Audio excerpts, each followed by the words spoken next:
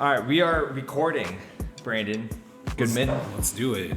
You don't I don't think I've ever revealed your last name on here before. I mean, they can find it on, I think, if I comment on Facebook or on our thing. I mean, I think If you really wanted to know, you could find out Brandon's whole life on Facebook. Yeah, I mean, you're going to see a bunch of our posts. But not me. I'm not on Facebook, so good luck. Yeah, you have this stupid ass like blank nothingness on there, but you still have one. No, the only reason that's there is for my job. To manage the work Facebook, I have to have my own Facebook. I don't know, it's stupid. That's how I had to do that for the page too. I hate how Facebook works. Why don't you just make a Facebook page? I got rid of it there. in 2011. I have no desire to bring it back. Why did you get rid of it? I just wasn't into it. I didn't like people being involved in my personal life that I wasn't connected to. Like you're connected to a lot of people that you don't care about, and I had no desire to do that anymore. And everyone was so enamored with you that they kept asking, "Hey Matt, what are you doing?" No one did. No one missed me. That's why it's so great. Is because you can get rid of your Facebook and it affects nothing about your life. Sounds like Facebook had absolutely no impact on you, whether if you had it activated or 100%. But you're making, which is why I didn't need it. But you're making a point like I'm glad I got rid of it, didn't need it, this and that, but no one's asking about you anyways. Exactly. That's the issue with social media is that no one will care if you're gone. I promise. Yeah. You need to tell these kids that because they think otherwise. But hi everyone. Welcome. After us bickering and everything. Welcome to another episode of the Rap Thought Podcast. Matthew John Rayla. Wow. Give him out the full government Get name. the whole government. So can't do that about me, and you won't find it on What's social your media. PlayStation name? Like your online name? Swift Shadow 13. What is it? Swift Shadow 13. Swift Shadow 13. Yeah, it was my superhero name I came up with in high school. That's legit. I like that. I like did. the backstory. Yeah, I did track and cross country. What's your origin story? My origin story is either I got struck by lightning, which is not too off from like other superheroes, or making a deal with somebody and they gave you powers. So you have two origin stories. Well, I couldn't decide which one I wanted. Gotcha. So, and it kind of You should have combined them. Like you paid someone to alter the weather patterns so you can create lightning so that you can get powers from it. I mean, that's kind of similar to the Flash though. But yeah. So the superpowers were, aside from super speed, was you can blend into the shadows. I don't have PlayStation, but I'm on Xbox Live. My gamer tag is Funky Figure. Are you with funky? 2 E's, yes. Huh. I didn't know how I came up with that. You know the origin story to that name? Oh, let me ask. How'd you get that? So I took, because one of my favorite rappers is Del the Funky Homo Sapien. So I took Funky, I took out the Y and added 2 E's. And then Figure is from a Beastie Boys song with Q-Tip, where Q-Tip goes, "I am the ill figure." So I took the figure out of it. Does he rhyme that with anything? Yeah, but I can't repeat it on this podcast. Ever. That's a really dope song. You haven't heard it, but Q-Tip and the Beastie Boys. It sounds crazy. You know what? Really I probably good. would say that I heard it, but you know I don't like the Beastie Boys, so I guess I can't call you up on that bluff. Right. It's a great song. You should check it out. I'll check it. So another artist that I had not heard of until you put on the list, Sa-Roc. Sa-Roc. Who we're doing today for this week's episode. And we're doing her new album, The Sharecropper's Daughter, which just came out last week. So yeah, super excited. I had originally put her on the list, one of her older albums, The Nebuchadnezzar, before I even knew this was going to come out. Because I wanted to do her mainly because I've known about her for a long time. I've heard her on features, but I've never actually listened to one of her albums before. Okay, so this is relatively fresh for you. This is new to me as well. I've seen her name. I've known about her. I know she's on Rhymesayers. So I was familiar with her name, just not her music. So I was excited to get into this because I'm always excited to learn about new female MCs because there's just not enough out there. So I'm always excited to hear a new one. I like how she touches on kind of a lot of stereotypes that you and I have discussed before in previous episodes, where it feels like you really have sex sells. Right. And it's unfortunate. It's like to have the spotlight, it almost, you get the impression that that's what you have to do in order to do that. Right. And then also, she makes the point that it feels like only one female can be in the spotlight at a time. And I felt that last year when you have Nicki Minaj retiring and then you have Cardi B come in immediately, and they almost look alike. They do the same type of shit. They look alike. They both like sell their bodies. Right. And it's just replacing it one thing with the same thing. Right.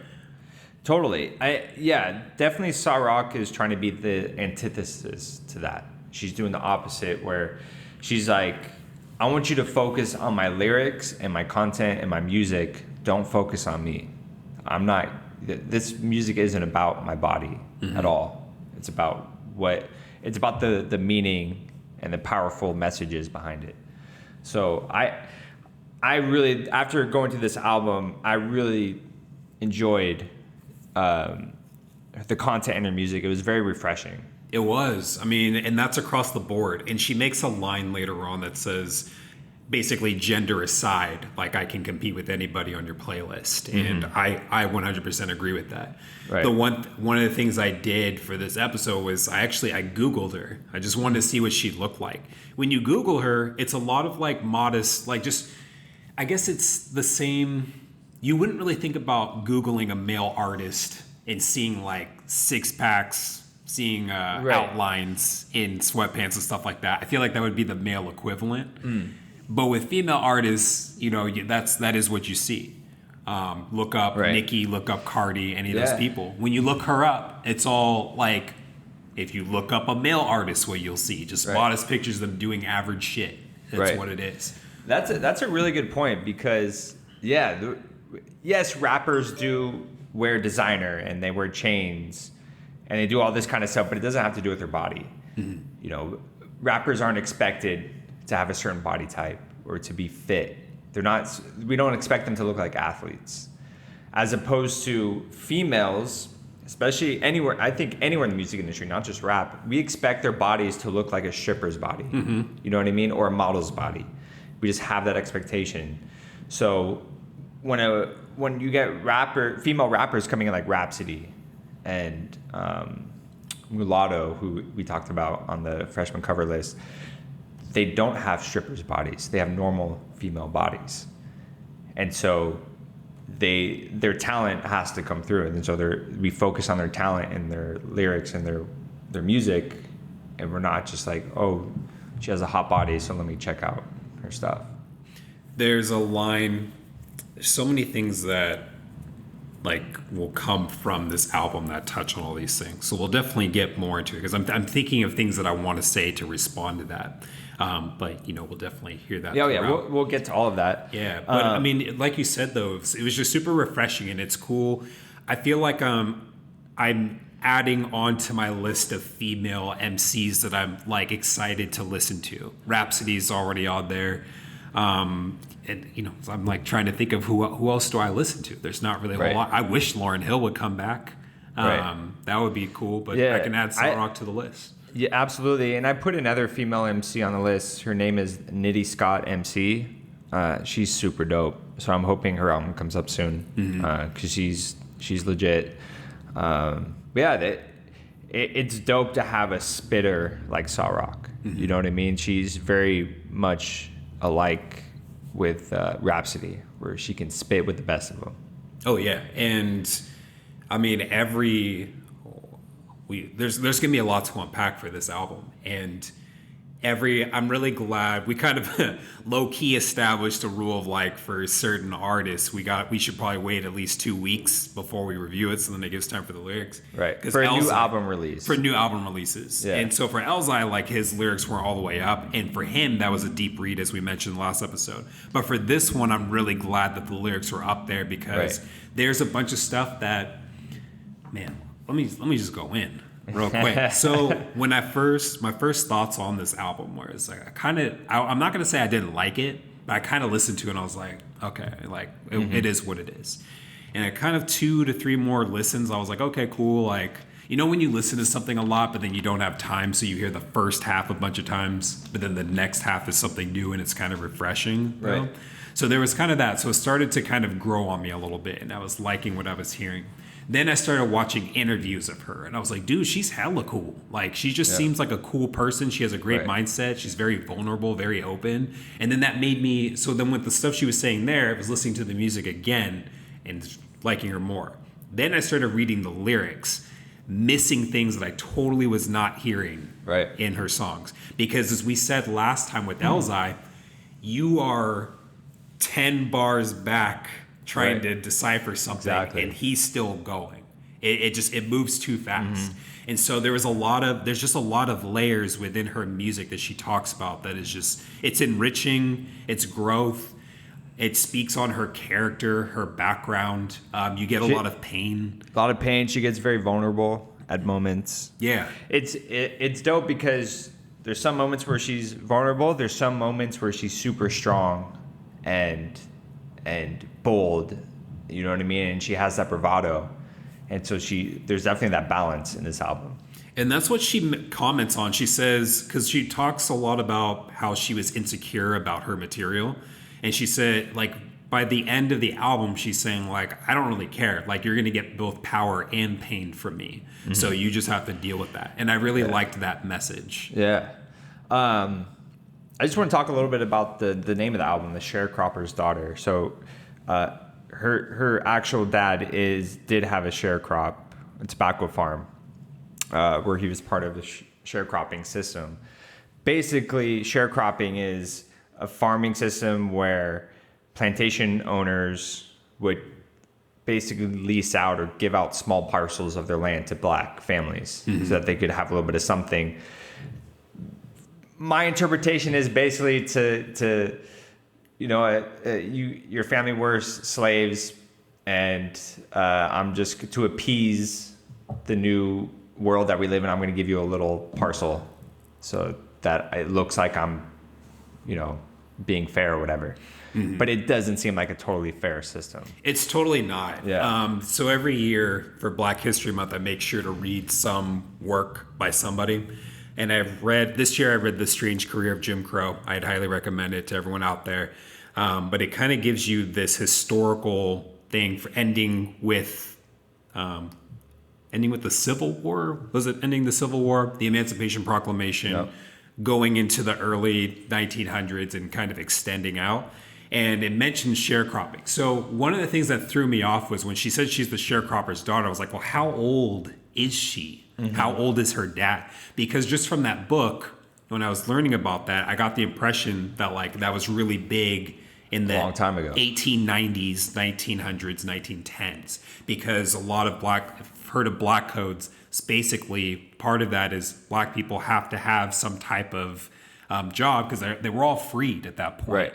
But then restrictions and laws got a lot heavier, as we obviously know. And so one of the things that people will do is start sharecropping. And it just really fucked people over the system because, it's still enslaving people in a way. It's like, yeah, you have your own crop now. Right. I guess you could paint that picture. You're getting a very, very small portion of the proceeds that are made from that crop. Exactly. So you're still doing the same thing. You just have a title to it, apparently, but you're not making a whole lot, but you're doing as much, if not more, work for it. Right. So it really isn't that great. Right. It sounds very similar to prison labor.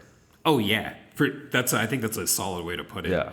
But I mean, that was kind of my interpretation from that is how old? Well, after going through the album multiple times, what the title means to me is she does talk a lot about her family's history and she talks a lot about pain. So with being a daughter of a sharecropper, there's a lot of pain there and there's a lot of family history there in terms of being black in America. Mm-hmm. And she touches on a lot of that throughout the album. So I think that's one of her main things is she's proud of who she is and who her family is and where she comes from, but she knows there's a lot of baggage and stuff that comes with that. So she's revealing that on this album. Yeah, and I can add a little bit more onto that. There was an interview that she did, and she was talking about the behind the sharecropper's daughter was basically, as you were saying, her dad being a sharecropper and going through his lifestyle, being under Jim Crow and all of that, and she brings up generational trauma and how they went through what they did. But then she was born, first off, she was born Assata Perkins, December 28th, 1981. So she grew up in the 90s, and she grew up during, the crack epidemic and stuff like that. So she's relating her plight, her storyline to what her dad went through, and saying that despite the, different times and differences, sharecropping and growing up around drugs and whatever else in low-income neighborhoods, it still shares the same storyline. So she's bridging the two together and talking to us about generational trauma and how it's handed down. In one of her tracks, she says that she's the heir to pain or trauma, I think it was, of a troubled lifestyle. And that makes sense. It gets passed on. Yeah, I think that's a perfect segue to go into the first track, Emergency, with Saul Williams. So the track starts off with a poem by Saul Williams, and he's basically giving us an intro to Sa-Roc and who she is. And she delivers some really powerful lines on this intro. These are probably some of the longest notes I've done for an album so far. Yeah, there's a lot going on here. I mean, one of my favorite lyrics on this is "Daughter of dust, trudge through the rocks to chase them revenue streams. My family's familiar with crops, but they ain't accustomed to none of that cream." And, Daughter of dust, basically she grew up, without a lot. She grew up with dust around around the farm, and, trudge through rocks and struggle. And when she says revenue streams, it's been a journey, a struggle to make money in one's life, but you could also relate that to the music industry of trying to make, revenue from streaming, which today is extremely hard, especially for independent artists. You got to get millions of plays just to, make a living wage. I love that whole music. I love that whole line. I didn't catch the revenue stream part in relation to the industry. But so that's I put down as a double, but that makes it a triple. But I like how she said, is accustomed to the crops, but they ain't accustomed to none of the cream. Cream of the crop being a top, they're used to being kind of the low end of the totem pole. Right. But then also cream, thinking of Wu-Tang, Cash Rules, everything around me. Right, exactly. That's just low income, basically. And so I loved all of that. And it's cool because she does that in a lot of these tracks of tying in so many, layering her lyrics like that. But yeah, she talks about went from slaving farms to Reaganomics, one hell of a swing. That goes directly with what you said before about her growing up in the crack epidemic in the 80s and 90s. And I believe she grew up in Washington, D.C. She's from Washington, D.C., but grew up in Atlanta. Okay. Or was it Atlanta? No, I think it was Virginia. Okay. So, and I'm sure it was bad, the crack epidemic in those areas at that time. Oh, yeah, for sure. So she's looking back at that time and understanding what it was. Obviously, when you're young and you're in the moment, you don't understand that it's Reaganomics and all these people are in control of a lot of things that are affecting your life and the community around you. Now she gets to look back and be like, this is what it was. And, there was a war going on. Not a traditional war like we think, but it's a war with drugs, and it affected a lot of people that she grew up with and the plight of living in those areas. And I like how one of the lines she says, incredible odds that battled and won, and just alluding to tie that all up, alluding to the tough things that she went through, but how it's built her up as a person. And she mentions that numerous times throughout the album. But every time I read one of these books every year, I think more and more of because it's the long-lasting impacts of things around us. So a lot of people, there's people on one spectrum who just no, you just got to pick yourself up by your bootstraps and just move forward. Right. But you don't really understand the long-term impacts of these things. So, I think of the term "Make America Great Again," and so when you look back in history, let's say from 1880 onward, if you can name a decade that wasn't a detriment or an anchor to Black people as a whole, we can talk. I mean, I don't. There's nothing within any of the decades where people of color weren't affected, and you get a sense of that throughout here. Another thing I picked up from this track was its spell emergence. What did you say? Did you say emergency? Yeah. So I thought emergency.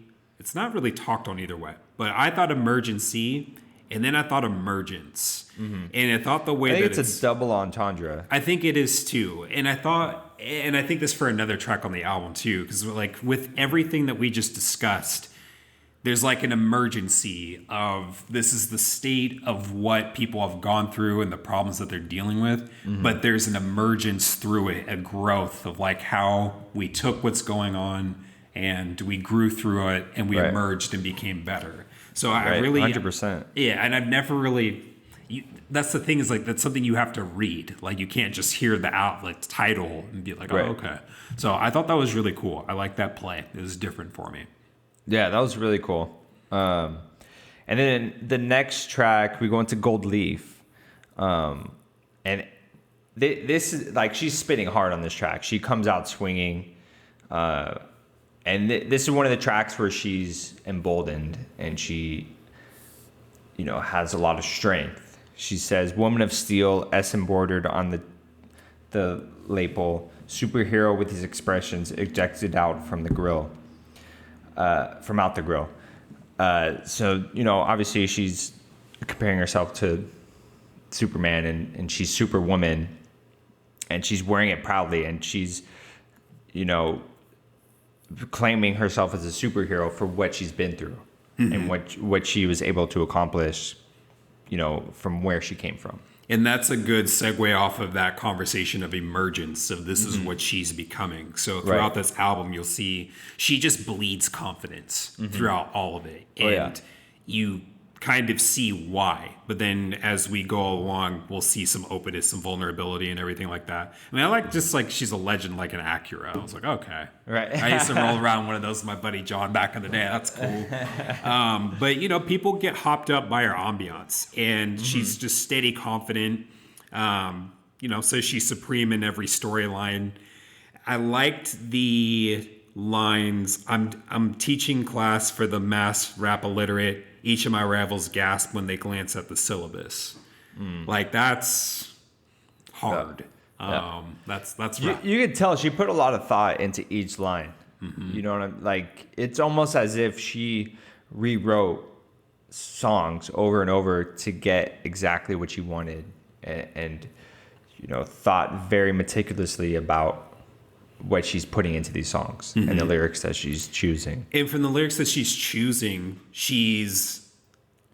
I don't even know. Like she references Midas, and Midas from Greek mythology, everything he touches turns to gold. And so when she touches the paper, it turns into a gold leaf, which is the name of the track. And so it's just kind of one of those where, someone's just going off and rapping, but there's a lot of layers into it. Right. And that was one of my notes for this whole album. There's a lot of references to mythology, to philosophy, different gods, things like that. The Egyptian culture. I was going to ask you, what did you think of the whole touch on Egyptian? I think it has to do with royalty and just the powerfulness of Egyptians and that whole mythology and what the Egyptians stood for and what we think of them today. You know what I mean? Like they were a powerful culture who did a lot of different things and built a lot of things. And then the way that they idolized different gods and stuff like that. It definitely is a big part of human history.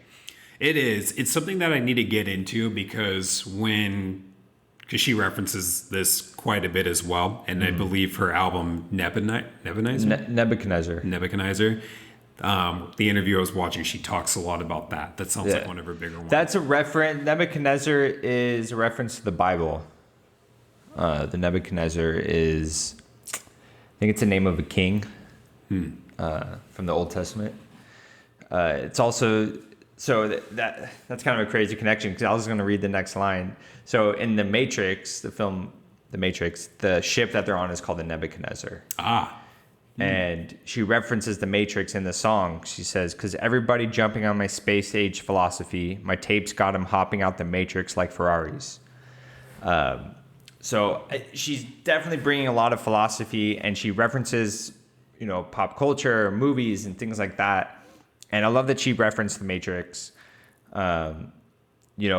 Basically she's saying my lyrics and my music is waking people up from the Matrix. She's getting people to unplug from whatever they've been fooled to thinking in. Mm-hmm. You know what I mean? So she's exposing people to the truth. And part of the truth goes a little bit into the next track too, Rockwell's America. Mm-hmm. And I wanted to open up with this line that she owes less to the struggles where I am than the tragedy from where I came. And I thought that if you were to take main points from her album, that's one of them. We've already referenced it quite a bit of her upbringing. Yeah. And so and this is just the first verse. She talks about her rough upbringing from growing up around crack provided by the government. She's talking about slow police response in a community. Mm-hmm. And then also talking about family members taking, the law into their own hands, because I think one of the lines had to do with her father, bringing a gun and basically intimidating someone. Mm-hmm. And she mentions how she's proud of humble beginnings because they molded her into who she is today. But, and another quote from her, hungry for domination, as she is ready to change. And I thought that just taking some of her lyrics, filling it in, and then finishing off with her lyrics, it writes itself like a book. Yeah, this is another really powerful song. She's talking about a lot of deep stuff. And being black in America and what she experienced growing up. I also love these lines. She says, and all of us were struggling just to get by, and the reflection is eternal. Talib gave us words to live by, but all we want to do was get high. And all those lines are references to Talib Kweli. Just to Get By is one of his songs. Oh man, I missed all that. And then Reflection is Eternal. That's one of his groups. Is Reflection Eternal. Mm-hmm. Train of Thought. That was a great album. Get High is also one of his other really popular songs. So I love that play on words. She flipped his song titles and group and artist titles into a verse about the struggle, and that people when they're struggling like that and they're living in that environment, they do want to get high, but they know that they need to do better and live better. And Talib Kweli was able to provide words to live by. Yo, it's cool doing these things because between reading, watching interviews, and whatever else, there's so much I didn't even catch all that. I got the Reflection Eternal. It's oh yeah, I love that. Yeah. Just reflecting on it's I don't know. It's eternal to reflect. We need to do that. It's something that needs to be ongoing. But to use the song titles and to back it up, that's amazing. Yeah. I guess to follow that, Styles P verse, I kind of glossed over. Mm-hmm. It didn't really stick with me. I like how he was talking about police brutality, but I don't know. For me, I really enjoyed his flow and his tone. I thought he sounded really good on the track.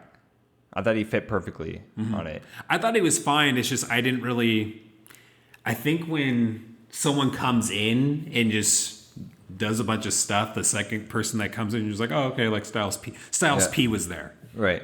That's cool. I did like his line, I've been watching the news, I've been feeling the blues. You could get killed by the boys wearing the blue, and I don't mean Crips. And I thought that was pretty powerful because, we don't really talk about gang stuff anymore. It's really more the focus is on police brutality and those boys in blue and stuff. So I thought that was interesting. That's a good point. And then going into the next track, we definitely the focus shifts into more about the rap industry and how females are looked at in the rap industry. This song is Something Real.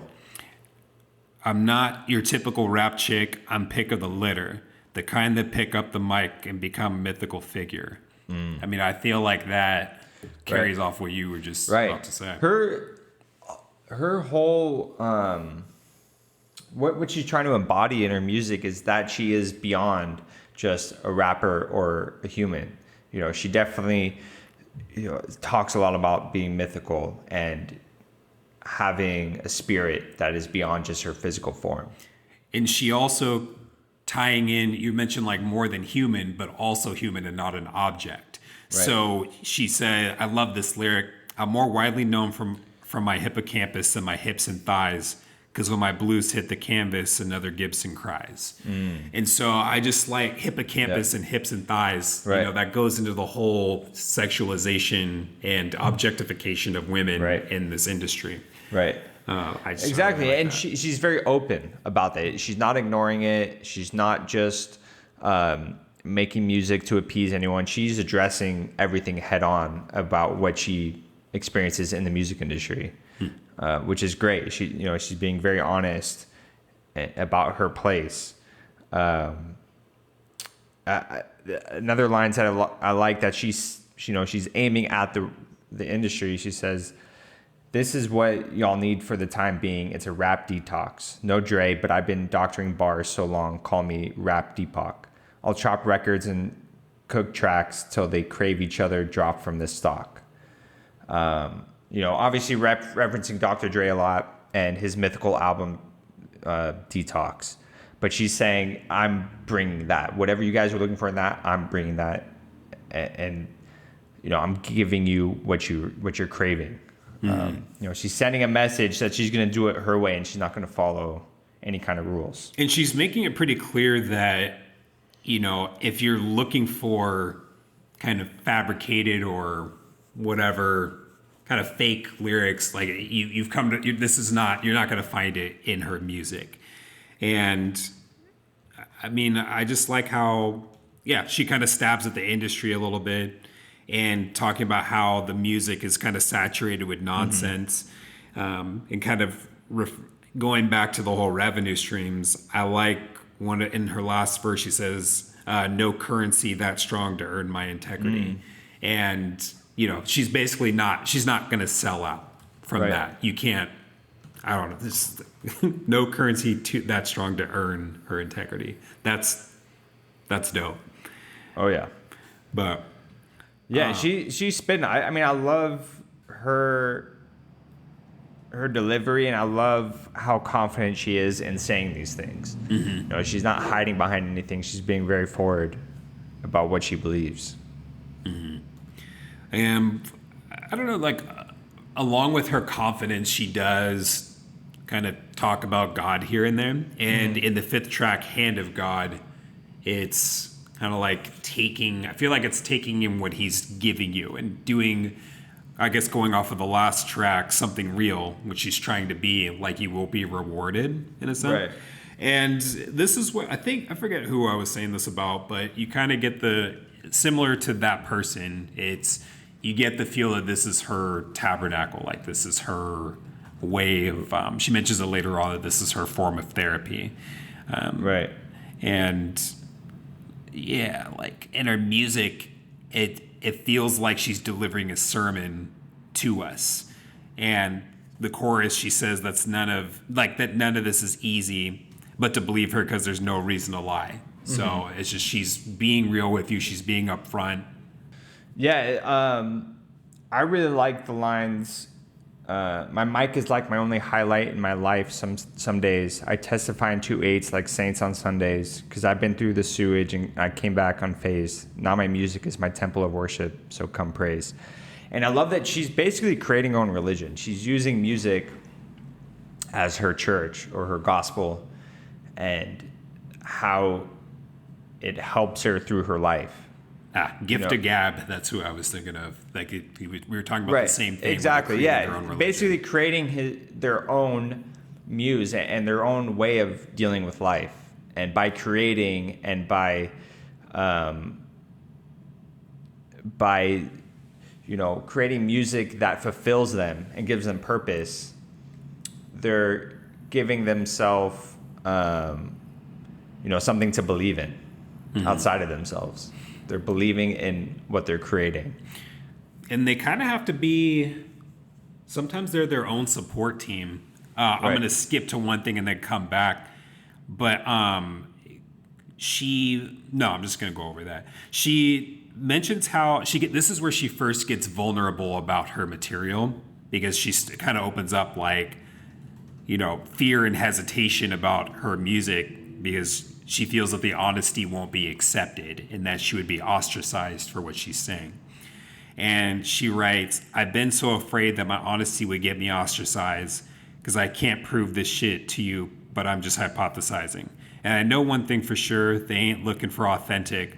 Homie, all these rappers is plastic and freshly augmented." And those lines hit me hard too. those were some rough lyrics right there. Yeah. And it's basically saying, and that's the thing. The next part is basically like saying that the industry is kind of setting her up to fail and then blame it on her. But she's like talking about how like everyone out here is so fake, but that's the only way to be. Yeah, it's it's kind of depressing thinking about it. And I can only imagine how she feels being in it. But just imagine,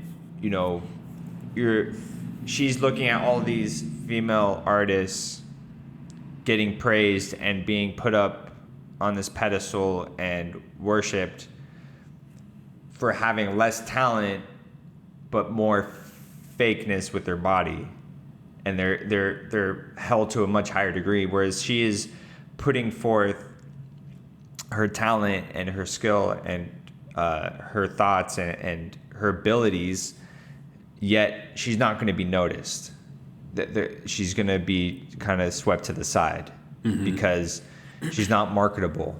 The labels are not going to be able to sell her to the general public. Which is super lame, because back in the day when we used to go see live music, I felt that way regardless of gender. But there's just a lot of music in general where you really like it, but in the back of their head they're never going to make it big for whatever reason. Right. And it's just whatever. They're just not marketable, but their music is great, and that sucks. Yeah, and it makes you think, like, does Sa-Roc need to talk about that all the time? Like, is that always going to be, brought up in her interviews, or is that something that fans are always going to expect her to bring up?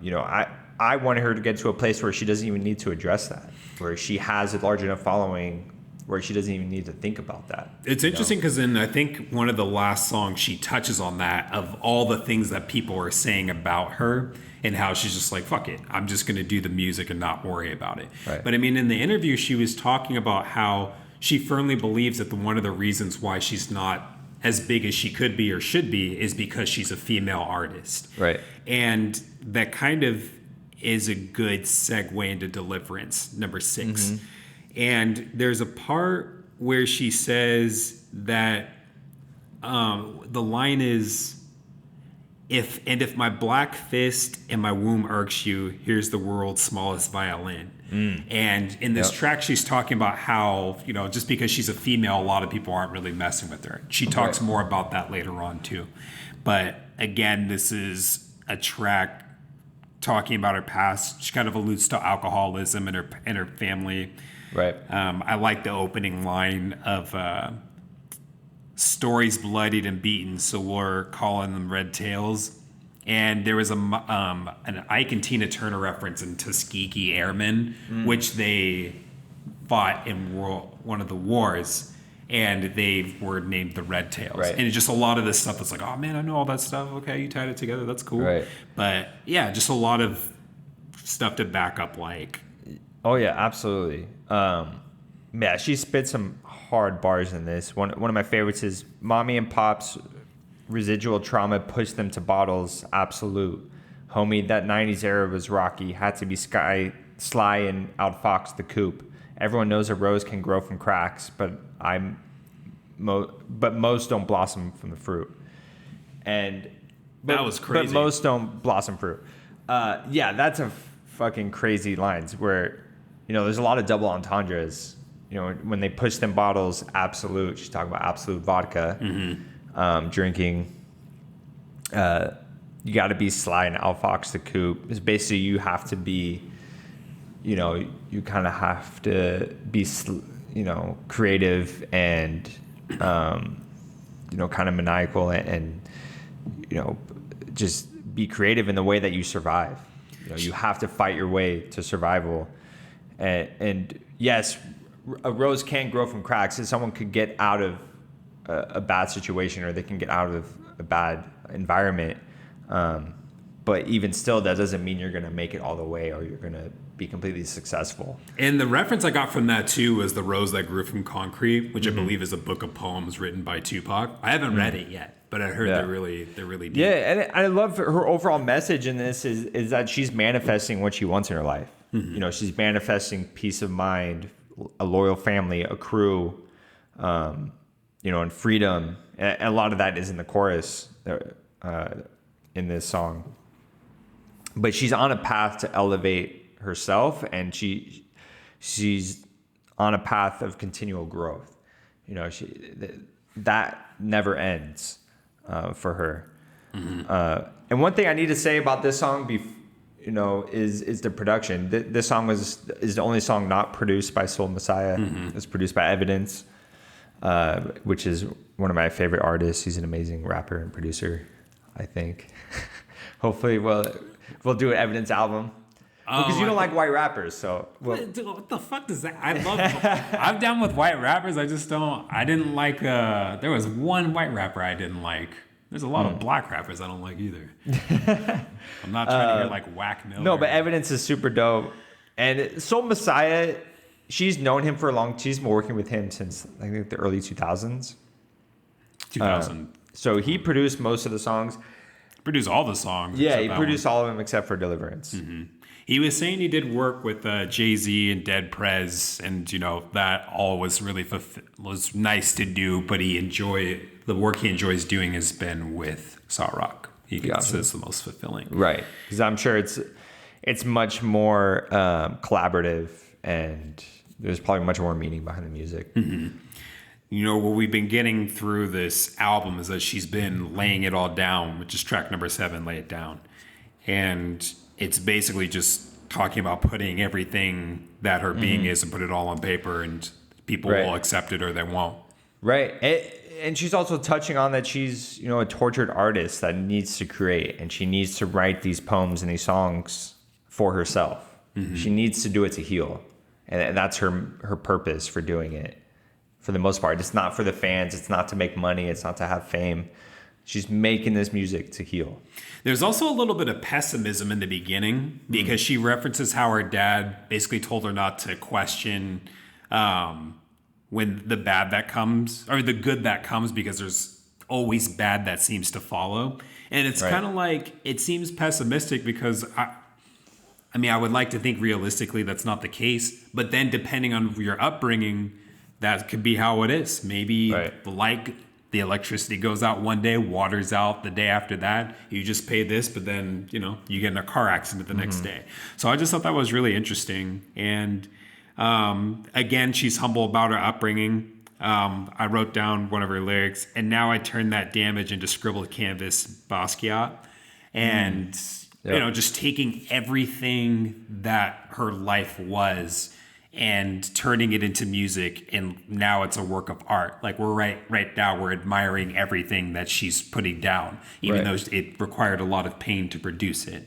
So I thought that was kind of a really cool portrayal of her music.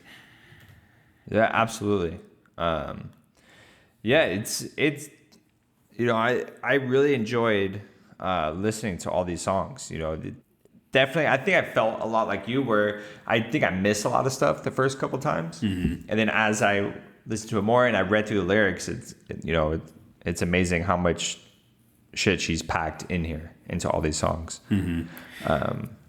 There's so many, man. Yeah, I got a lot to say about this one. I think there's just so many lyrics throughout her tracks that I really liked, and a lot of double entendres. Memory banks full of gems, might as well pay it forward. So like using what she grew up with and teaching us with it. Right. Basically what that is. And I put down, don't know if some of this shit should be shared, to be fair. Keeping it mum is how the worst of y'all's assumptions are fed. And I think that line hit me pretty good because she's hesitant to share her stuff with us because, as she said, doesn't feel that people will accept her for it. But then when you talk about, especially when you talk about like being black and growing up, if you share your story, people are like, nah, man, that's just you're an outlier. That didn't really actually happen. That's not how our society works. But then if you don't correct people on those things, then that's how their assumptions grow. That's how their assumptions are fed, as she says. So it is kind of this paradox to be in of like, will they believe me if I do tell them? But then if I don't tell them, they're just going to create their own narrative about me that works for them. Right. And I thought that was dope. Yeah, those are some really deep lines. Mm-hmm. Yeah, the line after she says that is, if that sheet music ain't bleeding, I don't believe what you scoring. And of course, we got the double entendres, but she's saying if you're not bleeding your heart onto the track and you're not giving it your all and really going deep into yourself, I'm not going to believe it, and it's not going to touch me. What you're putting out, if you're not genuine about it, if you're not being real, it's not going to move her. And that's where she, in one of the last verses, to wrap that up, she says, that's why I'm undressing these emotions on record to finally clear it. Like, it's just therapeutic of like, I'm going to say it. I'm going to put it out there and do as you will with it. Early in the track too, I like how she says that other artists are functionally dead. And to kind of go back a couple lyrics, because they're not functional, the information won't come from them. So she kind of has to be that person. She has to be that, I don't know if I want to say martyr or like that person to speak the truth and just say it. So she's laying everything down. And I think that's how the track got its name. Yep. So the next song is the title of the album, The Sharecropper's Daughter. And this, again, is her sharing her story of her family and how she grew up around tobacco farms and being in the South. And some of the lines that I really, really thought were powerful was, anger's rage through generations, and it seemed like angels don't sing with us anymore. So we've been forced to wait out storms that love to delay our celebration. And, it's talking about the anger of where her family's come from. And it seems like no one's watching over them. They don't have guardian angels that are taking care of them. And they're forced to just be in the storm and not able to get completely out of it and celebrate and enjoy life like they should be. That's really powerful lines.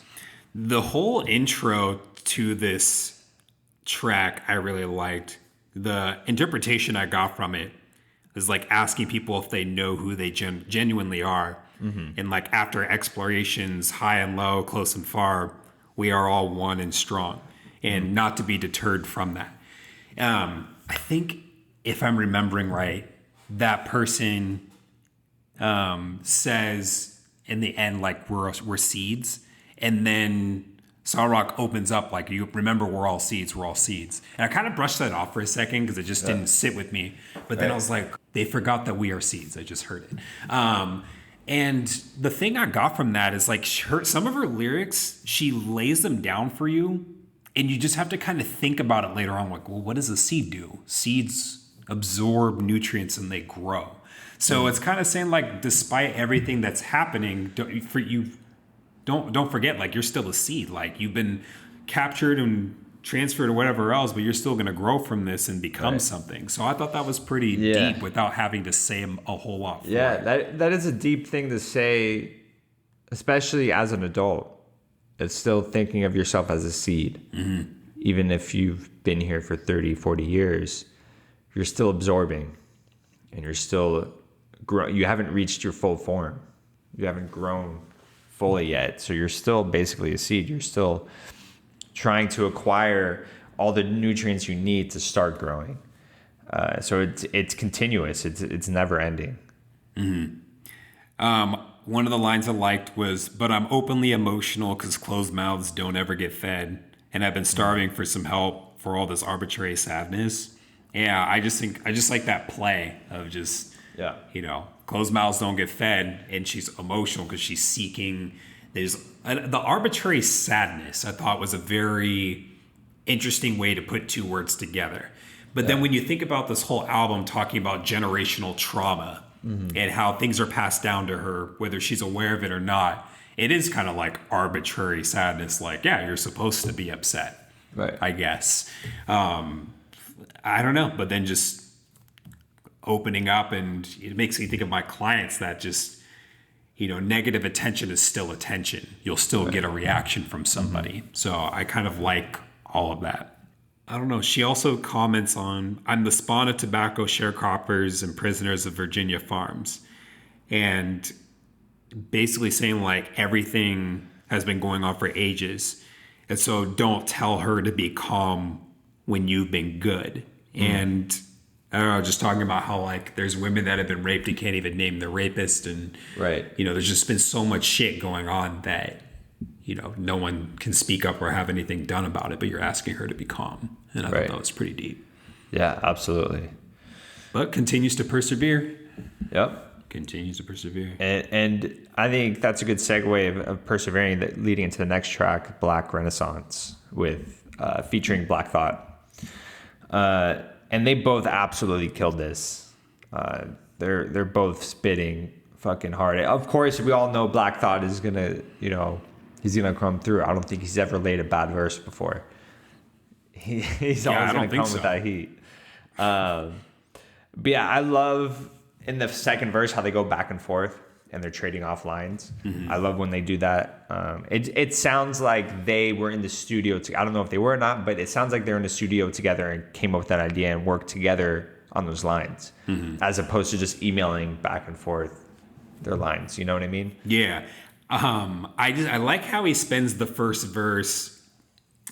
He's building her up in the first verse and considering her an equal. It's like everyone knows Black Thought hasn't released a whole lot of individual albums, but we all know who he is. There's a lot of people that don't know, including myself. I'll just speak for myself. I don't know who the fuck Sa-Roc is, but he's putting her on his level, and which is super cool. He's obviously aware of her talent and is hip to her. This isn't the first time. I don't think this is the first time they've worked together, and obviously this isn't the first time that he's heard her music. So Sa-Roc is someone who Black Thought respects on an MC level. So yeah, and definitely Sa-Roc rose to the occasion. You know what I mean? I think she stepped up her bars just a little bit to, because she knew Black Thought's on this track. She says, the atom splitter, dark matter, enigmatic figure, dwell in shadow, then emerge when my genetics triggered. The sleeping giant, the ether supplier, keep them wired. So when every verse hit their circuitry, make repeat required. And it's just like crazy rhyme schemes in there. They've transcended. I like lyrics where I really have to like double take on it. So there's one where Black Thought says, the sound pierced like bullets and swords, from a nation under attack like bulletin boards. Like, dude. I was like, what do you mean attack like bulletin boards? And I was like, oh, like a thumbtack on a bulletin board. I was like, oh shit. I was like, oh my goodness. It's like, dude, who even comes up with that? So you just have to, but those are like the type of things where we're talking about with Elzai, where it's like, because of shit like that, you fall behind as they keep going. I don't mean shit like it's dumb, but I love that. But there's just too much to unpack sometimes. I had to read over that a few times. But I like how he's like questioning himself towards the end. Now, do I roll deep or do I hold heat? Now, am I laid back or control freak, rocking a crown gilded in gold leaf? I'm from a place where the people dream but don't sleep. What do you even say about that? Like, that's just questioning like where he's from. Like, do I go down this road with people, or do I carry a piece? Do I like stay chill, or do I freak out? Like coming from a place where people dream but don't sleep, it just makes you think of like low income, impoverished areas where people like are on edge all the time, but they have dreams of making it out and doing something. So I just like that imagery for all of that. Yeah, that shit's nuts. And I just like how, again, she's talking her confidence. you're tuning into a classic delivered by masters, she says in some lines in there. And I think the term Black Renaissance is just the art that they're delivering to us, high quality, but delivered from Black artists. So Black Renaissance. Right. I thought that was a dope. Yeah, absolutely. That's a fire song. Yeah, I mean, for me, anytime Black Thought's on a song, you know it's going to be good. Oh yeah. So the next song is Re-Evolution, with the E is in parentheses and capitalized. So I kind of took it because she says revolution throughout the track, but I took it as another one of those double entendres that's not stated. So revolution and evolution. Right. She's talking about starting a revolution. The hook is all about having a crew. They're dressed in black. We're coming to start a revolution. We're coming to rise up and take back and take our, her people are going to take their rightful place in the world and not be victims. They're going to rise up and they're going to, do what they need to do. So this is definitely kind of a bird's eye view of the whole situation of Black people in America. And it's not just in America. I think she's talking about the whole world. She definitely mentions other countries and things like that. Yeah, that's similar to what I got. I interpreted it as being like taking our past, evolving from it, and then starting a new revolution with it. So encompassing both the double of evolution, revolution from that. And just, from a chorus saying there's nowhere to go but up. Like there's nothing but, nothing to stop us. So, yeah, she's saying a lot of shit in here. I mean, these lines are crazy. She says, they can't buy the spirit from our nation, cut the purse strings, gene pool established, ancestors was the first link. Guarantee we finna recoup, stunting recovered, Ghanaian gold on the molars of every tooth. We bind back the blocks, Black Wall Street pursuit. If we fell a couple times, the rise absolute. So, she's talking about, that about Black people being the ancestors and the first people, and we're gonna get back to prosperity. We're gonna recoup what we've lost, and we're going to we're gonna establish Black Wall Street, where Black people are gonna have ownership and property and influence, and even if we fall a couple times, even if we don't make it right away, we're going to continue to rise and keep going. I want to say that Goddess Gang kind of continues on that idea, building up. And, in some lyrics, it's building up women and kind of flushing the stereotype of like, we drag each other down. Of like, no, I'm here to build us all up and put us up. Goddess Gang. I like how, again, I don't know. I guess before I go in, did you ever get any sense of her being conceited throughout this album? I think it's a fine line between conceited and confident. I think she's aware of when she is being conceited. You know what I mean? If sometimes she goes a little over the top, but it didn't take away from the music. It wasn't. It wasn't off-putting at all.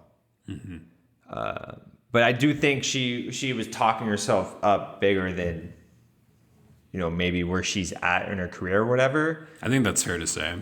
But that's also the confidence you want from an MC at the same time. So it's a thin line. No, I agree with all that. I don't think that because as I keep going over my notes before I talk, I'm like, oh, here she is right now. Of course, not during when I was writing them, but I was like, oh, here she is talking about herself again. But as I'm thinking about my experience listening to this album, I didn't feel that way at all. But it's in like, now that I'm reading, I'm like, I wonder if that's how it's going to come off. It shouldn't. It shouldn't come off that way. But, I started off with a quote, my shit is dope, let's medicate. One little quote form, vocally abstaining from rap, the grammatically celibate. I didn't do that right. It didn't sound good when I said it, but it sounds great when she says it. Because she's just basically saying that, like, yeah, if you were to go toe to toe with me, rhyme for rhyme, like you're never going to want to rap again. It's interesting that you bring that up because the title of the song is Goddess Gang, and the overall message she's trying to get across in this is that women don't support each other enough, and that she's trying to create a song that celebrates women coming together. But she spends most of the song talking about herself. Right. But I assume that she's coming at it from the angle of, I'm talking my shit about myself, not to anyone specifically, not to another woman or a man. I'm just talking myself up, and you should be doing the same as a woman. You shouldn't hold back ever. That's a good point, because I think I was just so into what she was doing that like I kind of forgot. I was like, oh yeah, that's what the song's supposed to be, but she doesn't do that. Right. Yeah. I like the lines, now I'm a while out, every chance I get, my rhyme delivery so animal, every vet I see saying much too beast for the next breed of these amateurs. And it's just, there's a lot of double stuff going on in there, because like veterinary, right, veteran, and to beast, animal. I was like, dude, that makes too much sense. Oh, she's spitting bars on this. It's too lyrical. But yeah, I like the irony she talks about, where she mentions how she's like, my mom told me I can be anything that I wanted to be, but I happen to live down the street from a crack house. So it kind of like, hey, you can do anything you want, but then she goes outside and sees where the money could come from to become whatever you want. So it's just, I thought that was kind of an interesting play, and I felt like that would relate to a lot of 80s and 90s stuff. Oh yeah, absolutely. It's cool. It just, she's reminding us that her ability as a rapper has nothing to do with her looks. What she puts from pen to paper, is a skill, and it's ability that she has that shouldn't be connected at all to what her body is or what she looks like. And that goes along with Forever, the next track as well too, because this is her kind of coming into, I am who I have forever. So I kind of have to become comfortable with that and live with that. And, kind of the buildup of all the confidence we talk about. One of the things I was reading about her, because I would like to now listen to the rest of her projects, but she's evidently very open about how she used to self-harm. And so in the beginning, she talks about how body art, which I'm sure she's referring to her tattoos and scars from cutting, it's a huge laundry list of life's unkindness. And overall, the track encourages you to be who you are. Right. And this is probably my favorite song on the album. It's really powerful. It's got a great message. She's being vulnerable, but at the same time, she's being very confident in where she's come from and where she is today. And she's imploring the listeners to do the same, to be confident in who you are. The chorus is, never claim to be perfect. That's an impossible dream. I'm just saying that I'm worth it. That's the responsible thing. So even with your imperfections and with your mistakes and your failures or whatever, you're still worth it. And you're still worth, continuing life and fighting for and working on yourself. It's a really powerful song. I mean, she definitely talks about a lot of things in her past that, shows that she wasn't always in the best place. She wasn't always confident. She wasn't always bold. She wasn't always there, but she was able to overcome that. And now she's able to share it with everyone else. Still got scars from cutting my wrists when I thought that life was finished. Now they remind me what my lows look like. Now I know the sky's the limit. Yep. And so she's kind of using, we've talked all album about her past history and her upbringing.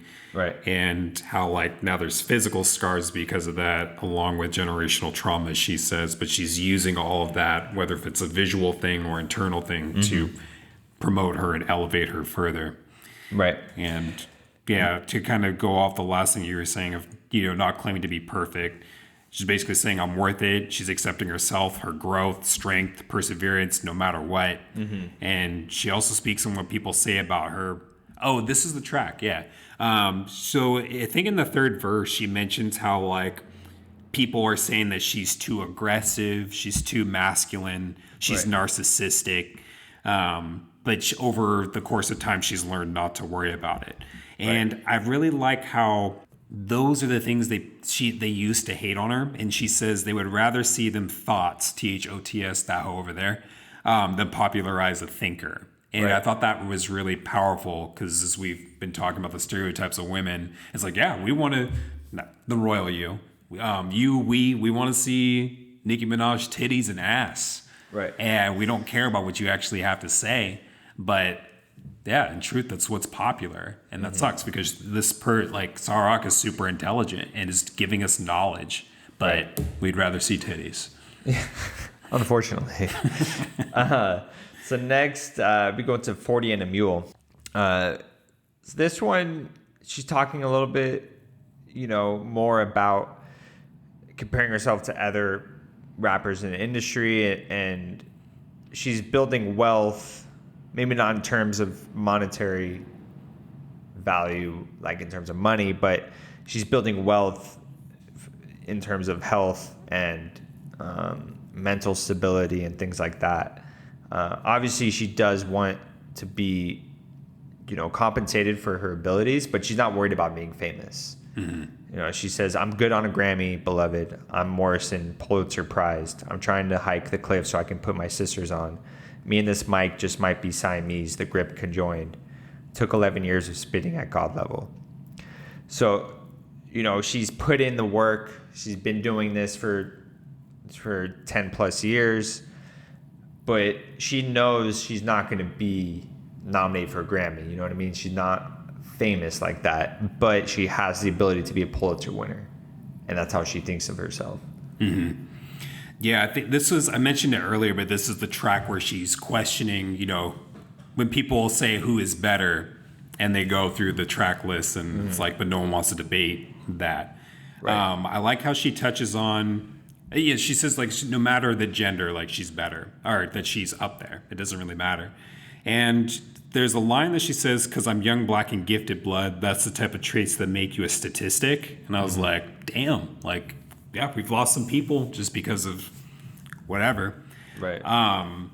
Yeah, there's a lot of gems in there that I liked. I like the pen is my weapon of choice, either that or the sword. Either way, I take my point and leave your matter destroyed. Point, pen, right. Ballpoint pen, point at tip of the sword. That's too much.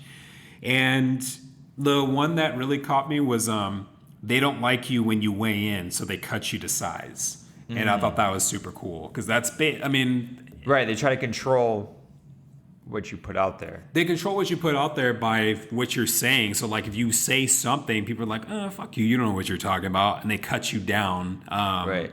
And so they cut you down to size. I thought that was a very powerful lyric. Yeah. That, absolutely. Way to be undermined, basically. So, the other part of that is 40 and it doesn't say 40 acres and a mule. It says 40 and a mule. So I was really curious about it. So I counted, when I was reading the lyrics, I was counting.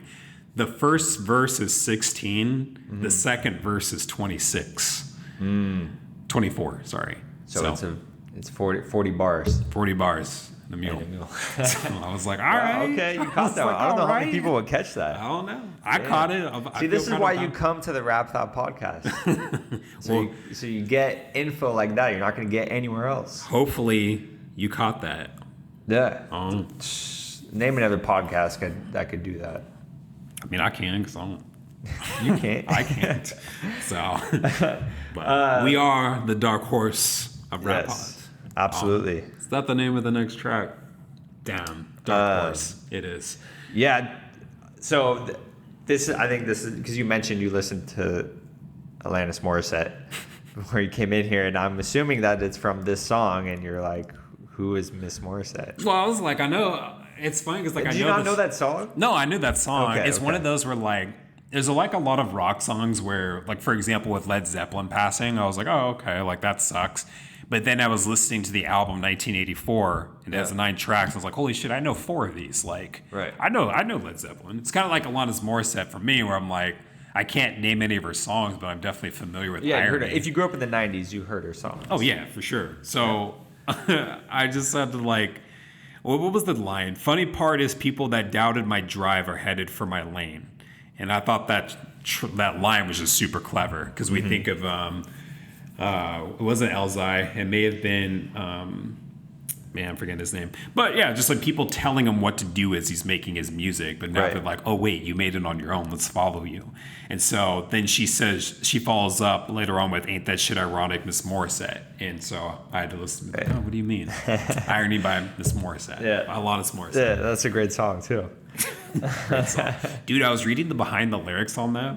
And she was quoted by saying it's ironic because the song is not filled with any ironies. And I was like, I don't understand that. Like, I mean, if you win the lottery and die the next day, that is, I guess it's not ironic in a way, but that sucks. Yeah, it sucks. But yeah, it's not totally ironic. Yeah. This is another song where she's referencing a lot of historical figures, mythology, a lot of Egyptian references. She says, family members get their freedom through amendments, and this industry is still doubting my constitution for pen descendants. Basically doubting her ability. And she uses a lot of words like ascendants, amendments, and just things that you would relate to mythology and historical figures of ascending, of becoming a spirit or something like that. Mm-hmm. So she has a lot of that. It's very interesting. I like artists that bring in different stuff like that. Mm-hmm. Definitely like they give me an inch, bet I'm taking 40 acres at your doorstep. Mm-hmm. So just like, hey, I'm coming for what's mine. Right.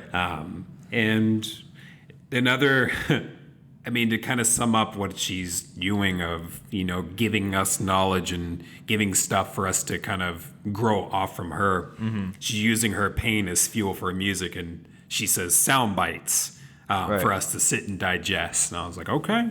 Yep. Giving your lyrics kind of a play on word name. I like that. So I love clever stuff in lyrics like that. And I don't know, I guess to wrap the album up, the track's called Grounded. Mm-hmm. And I don't know. I feel like if you were just to put the word grounded and not have any song, I feel like it would sum the album up of just everything that she's giving us and being fine with it. Like I found balance with what I've grown up with, but what I want to accomplish in making themselves work together and be where I want to go. I think of my mom as like one of the strongest women I know, and can be kind of stubborn. Maybe perhaps that's where I get it from. But I like the chorus where I may not always be right, but I'm going to be right about me. Mm-hmm. And that's basically, to me, I read that as, I'm going to make mistakes, but I'm always going to do it I'm always going to stand up for myself. I'm always going to be about myself and not let people they're your take mistakes control. too. Mm-hmm. You can't be wrong about your own mistakes. You're right to do those because that is going to push you to get better or for growth or whatever. It's going to transcend you. Mm-hmm. So, even if you're not right, you're still right with yourself. Mm-hmm. So yeah, I love that chorus as well. I thought it was a great chorus. But yeah, I thought it was a great way to end the album. There are really powerful lines in this. I love the line, saw the negatives develop in me, image made me cringe, used to fire cannons out my mental chambers on a whim. I like There's a lot of double entendres of photography, negatives, develop, Canon, like Canon camera. Oh, yeah. Yeah. Damn. So yeah, and she's talking about herself, she had negative thoughts of herself inside of her. And, she used to, like, things would just fire inside of her head and take over and make her think bad thoughts about herself. But once she found the pen and she found rapping and writing, she was able to help with that. And she was able to get rid of those negative thoughts. Mm-hmm. I liked the line, never really loved the sun until I saw what the rain do. And that's not even to discredit, if we're thinking visually a sunny day. Right. But it's like, in California, we got pretty accustomed to chronic and palm trees, sunshine all day, every day. And you don't think anything of it. But then once these fires start happening, and once, I guess to go to like actual bad things in life, when it gets disrupted, you're like, oh shit, like I actually really like the sunny day. I took it for granted. And so that's what I got from that. But yeah, this track, it just goes into her being self-conscious about her content, but then coming to terms and saying, fuck it. I can't be one-sided. And then that's where it goes into they're going to get both power and pain.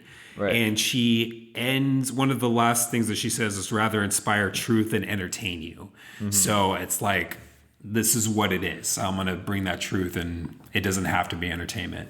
Right. Yeah. Dope way to end the album. A couple of things I have to say about the album, listening to it as a whole.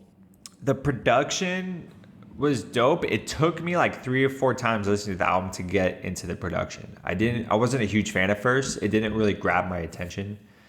But I think after a while, after I sat with it, it made sense, and it fit with her delivery and her lyrics, and it wasn't too overpowering. It really let her lyrics shine through. I thought there was a good chemistry to it, but I kind of feel you on the production of parts. And that's what I was kind of saying in the beginning. None of the beats really stood out. I couldn't name a beat that I was like, oh my God, that beat is fucking fire. Like, it was so hard. It was more of, I'm constantly only thinking about her lyricism.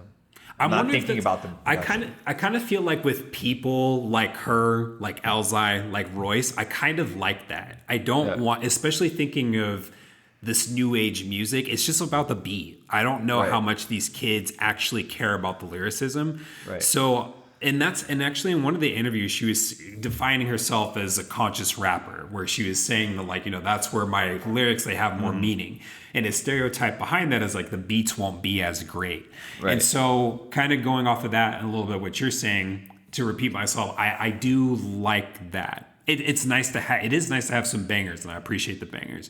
But with people that are on a lyrical level like her, I like the sidestep. Yeah, no, it made sense. I think at first couple times, I'm kind of like waiting for that one song to just, be a headbanger. Yeah. To really like pull me into the album. And I didn't get that. And that's where I was saying I agree with you, because when I first listened to the album, like, her lyrics were kind of going over my head. So if I can't absorb that, then I go to the production. The production, I was kind of like, okay. But then as I kept listening to it and understanding what she was saying, I was like, okay, this is cool. And no, the production actually accompanies it in the way that it should. It doesn't get in the way. It doesn't get in the way. Right. Mm-hmm. The only negative thing I really have to say about this whole album is I wasn't a huge fan of most of the choruses. I thought some of the songs shouldn't have had a chorus or a hook. I think it should have been straight bars, more like how Elzai does it, because she's that type of rapper, and she could pull that off. And some of the choruses just didn't do anything for me. They're just like whatever. Or I really wish she would have got other singers or other people to do the choruses with her or for her. I think to add a little bit of variety, you know what I mean? Because it was so much of her voice that I think it would have been nice to have a break on some of these songs. Yeah, I'm trying to see what I feel about that. There were some where, because her lyrics, they're so layered and they have so much in them, I appreciated the chorus because it was just kind of like, hey, this is what it means. Right. But I mean, I really liked the chorus for Grounded. And it made me... Grounded was... Yeah, exactly. The chorus for Grounded was really good, and Forever I really liked. Those are the two choruses that stood out to me that I actually enjoyed. The rest of them, I was like, this is okay, but it could be better, or it would be nice to have someone else's voice on it. If I were to have a critique about the album, it would be that in almost every song, she talks about, there's more of, hey, I'm emotional and I'm going to open up about it. And I have all these things that I want to talk about, but there aren't too many of those things that she actually goes in depth on. I wish that she covers a lot of different things in one song. Yeah, I mean, it's like if you were to drop a single and it's like, okay, cool, like that alludes to something else that you've talked about before, I'd be like, okay, cool. But as for my first time listening to her, I would want that. I mean, I guess that's kind of selfish. It's like, hey, this is my first time listening to you, so I want everything to be up front. But it's like, no, you got to go back to the archives and go listen to that and go listen to that. The cool thing is that, like, this is her if not her 10th, it's her 13th album, I believe. I think it's her 10th. 10th. And then she has a 10th album, but then she has a couple like mixtapes and stuff like that. So I think she's been around for a long time. Yeah. So it totals to 13. Yep. But that would be my only thing, is that she would go in depth more than just alluding to, I have stuff to go in depth about. Because it's only two times in this album that she alludes to, hey, I used to cut myself. Right. There's a lot of like, hey, my dad went through some stuff and there's generational trauma, but like, tell us more about that. Like, what was it like growing up in the 90s? You had a drug house down the street, but like, how did that impact you? Right. You mentioned in one song how there was, hey, cops were slow to respond. What were they slow to respond to? Mm-hmm. What was the time about your dad coming out with a gun and having to wave people off? Like, go in more depth about that. But I do appreciate the confidence that she has, the energy that she brings, the everything else. Like, I thought was great. That would be my only critique. Is like, she's so interesting that I would want more, and I feel like she would deliver it in a way where I'm like, holy shit, that's deep and that's cool. Right.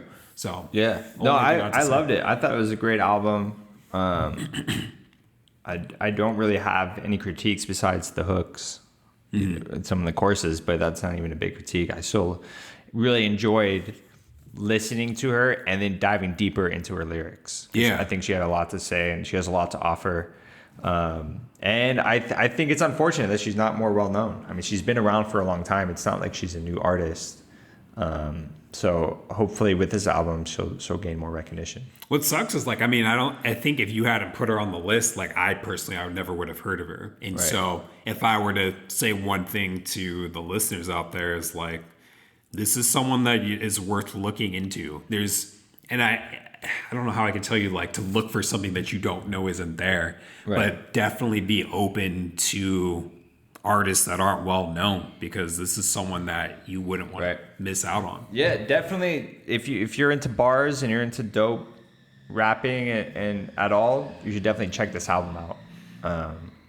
If you like digging deep into lyrics, you're gonna enjoy this album. You're gonna get a lot from it. So I feel like this will be kind of a trick question, but it's a question that we always ask. Who are you playing this for? When are you playing? I'm playing this for people that I know are into lyrics and they like depth and they like to hear meaningful stuff, which is not a lot of people. But I was gonna say, like, if you have 10 friends, how many of them are you listening? Are you listening? Maybe 2. Yeah, but it's still worth it to show them. You know what I mean? Yeah, but I mean, it's kind of.